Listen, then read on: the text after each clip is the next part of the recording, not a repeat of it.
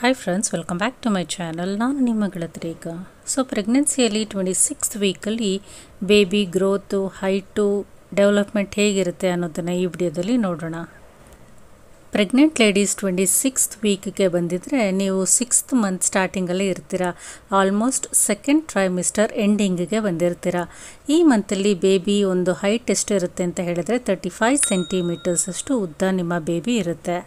Normal ಆಗಿ 800 - 900 grams ವೆಯ್ಟನ್ನು ಸಹ ಹೊಂದಿರುತ್ತೆ. ಈ ಮಾಸದಲ್ಲಿ ಬೇಬಿಯ ಒಂದು ಅಂಗಾಂಗಗಳು ಇನ್ನಷ್ಟು ಅಭಿವೃದ್ಧಿಯನ್ನು ಈ ತಿಂಗಳಲ್ಲಿ ಹೊಂದುತ್ತೆ. ಬ್ರೈನು ಮತ್ತು ಹೆಡ್ ಡೆವಲಪ್ಮೆಂಟ್ ಅನ್ನೋದು ಇನ್ನಷ್ಟು ಅಭಿವೃದ್ಧಿ ಹೊಂದುತ್ತೆ. ದೇಹದಲ್ಲಿ ಕೆಲವೊಂದು ಫ್ಲೂಯಿಡ್ಸ್ ಅನ್ನೋದು ಉತ್ಪತ್ತಿಯಾಗೋದಕ್ಕೆ ಶುರು ಮಾಡುತ್ತೆ. ಇದು ಬ್ರೀತಿಂಗ್ ಆ್ಯಕ್ಟಿವಿಟಿಗೆ ಅನುಕೂಲವಾಗಿರುತ್ತೆ.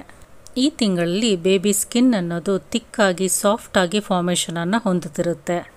ಚರ್ಮದ ಕೆಳಗಡೆ ಕೊಬ್ಬಿನಂಶನೂ ಸಹ ಸೇರ್ತಾ ಹೋಗುತ್ತೆ.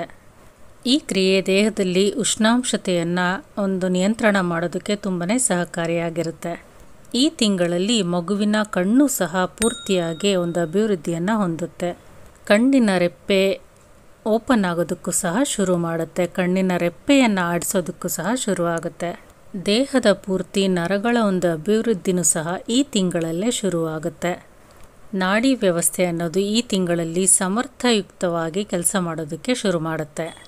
ಬ್ಲಡ್ ಫ್ಲೋ ಅನ್ನೋದು ಸಹ ತುಂಬ ಸರಾಗವಾಗಿ ಈ ತಿಂಗಳಲ್ಲಿ ಶುರುವಾಗುತ್ತೆ. ಹಾರ್ಟ್ ಬೀಟ್ ಸರಾಗವಾಗಿ ಹೊಡೆಯೋದಕ್ಕೆ ಶುರುವಾಗುತ್ತೆ. ಈ ತಿಂಗಳಲ್ಲಿ ಪ್ರೆಗ್ನೆಂಟ್ ಲೇಡೀಸ್ ಬೇಬಿ ಡೆವಲಪ್ಮೆಂಟ್ ಗ್ರೋತನ್ನು ತಿಳ್ಕೊಳ್ಳೋದಕ್ಕೆ ಅನಾಮಲಿ ಸ್ಕ್ಯಾನ್ ಅಥವಾ ರೆಗ್ಯುಲರ್ ಆಗಿ ಅಲ್ಟ್ರಾಸೌಂಡ್ ಸ್ಕ್ಯಾನನ್ನು ತೆಗೆಸ್ಕೋಬೇಕು. ಈ ಸ್ಕ್ಯಾನಿಂಗಿಂದ ಬೇಬಿ ಡೆವಲಪ್ಮೆಂಟ್ ಗ್ರೋತ್ ನಾರ್ಮಲ್ ಆಗಿ ಇದೆಯಾ, ಸರಿಯಾಗಿ ಇದೆಯಾ ಅನ್ನೋದು ನೀವು ತಿಳ್ಕೊಬೋದು.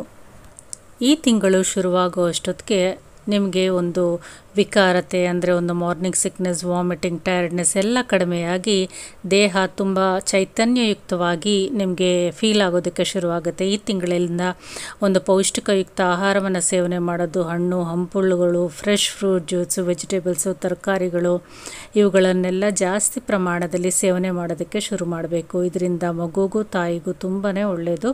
ಹೆಲ್ತು ಸಹ ಇಂಪ್ರೂವ್ ಆಗುತ್ತೆ.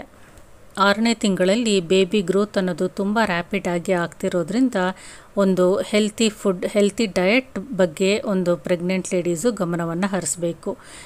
ಮೇಯ್ನಾಗಿ ಹೋಮ್ ಮೇಡ್ ಫುಡ್ಸ್, ಮನೆಯಲ್ಲೇ ತಯಾರಿಸಿದಂಥ ಒಂದು ಹೆಲ್ತಿ ಡಯಟ್ ಫುಡ್ಡನ್ನು ಸೇವನೆ ಮಾಡೋದು, ವಾಕಿಂಗನ್ನು ಮಾಡುವಂಥದ್ದು, ಲೈಟಾಗಿ ಒಂದು ಮೆಡಿಟೇಷನ್, ಎಕ್ಸಸೈಸಸನ್ನು ಮಾಡೋದ್ರಿಂದ ದೇಹಕ್ಕೆ ಮನಸ್ಸಿಗೆ ಆಹ್ಲಾದಕರ ಮತ್ತು ಒಂದು ಹೆಲ್ತಿ ಪ್ರೆಗ್ನೆನ್ಸಿ ಡ್ಯೂರೇಷನನ್ನು ನೀವು ಕಳೀಬೋದು.